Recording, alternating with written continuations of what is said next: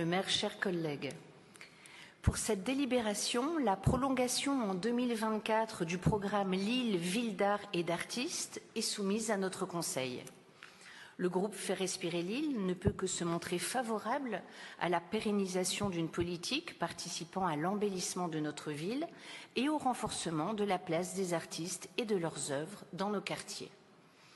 Nous souhaitons dans le même temps saluer les artistes choisis dans le cadre de ce programme dont nous soulignons le talent, la qualité du travail, ainsi que la précieuse contribution au bien commun au service de l'éveil des esprits et de l'amélioration de notre cadre de vie.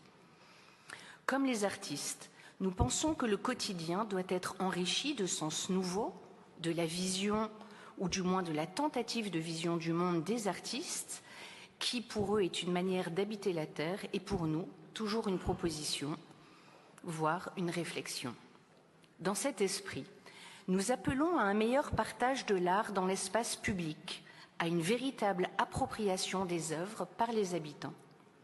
Aujourd'hui, et bien malheureusement, force est de constater qu'une large majorité de nos concitoyens de Fives ou de Moulins ou du Faubourg de Béthune ignorent le sens et le message de ces œuvres.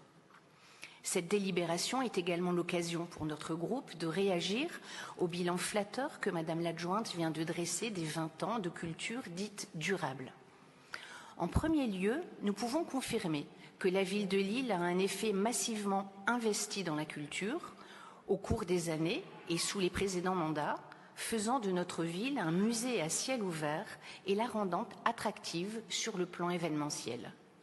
Les ressources engagées ont permis par leur abondance l'émergence d'une certaine vitalité artistique de la ville. Vous connaissez toutefois notre attachement à une meilleure répartition des financements vers des associations historiques de notre commune dans tous les quartiers, ainsi qu'à une évaluation de l'efficacité de ces financements et l'opportunité de leur pluriannualisation. Plus particulièrement, Lille 3000, attention, le gros mot, malgré des investissements conséquents, continue de nous interroger. Gouvernance, transparence, montant de la trésorerie, accessibilité. Au-delà de nos critiques de fond, nous voyons aussi que Lille 3000 montre des signes de stagnation en termes de retombées économiques. En 2022, les retombées économiques et le nombre de visiteurs n'ont pas progressé, atteignant à peine 1 million de visiteurs contre 1,2 million en 2019. Nous sommes fondés à nous interroger. Pourquoi des investissements publics toujours croissants sont-ils désormais dépourvus de retombées économiques? Pour cette raison, nous proposons de nouveau au Conseil municipal d'envisager la publication par la commune d'un rapport annuel évaluant les retombées économiques et sociales de Lille 3000, détaillant les bénéfices culturels, mais aussi ceux en termes d'emploi et d'économie locale, afin de justifier, le cas échéant, les subventions publiques allouées. Lorsque l'on additionne les financements de la ville à ceux de la région Hauts-de-France, avec 2,4 millions d'euros sur 3 ans, et de la MEL, avec environ 2 millions d'euros par édition, les contribuables lillois sont naturellement fondés à bénéficier d'une vision durable de ce qu'apporte Lille 3000. Quand nous constatons par ailleurs le succès des expositions de la crypte de Notre-Dame de la Treille, par exemple, ou des soirées luminescence, dépourvues de financement public, nous nous interrogerons en période de budget contraint sur la nécessité de poursuivre une politique aussi dispendieuse.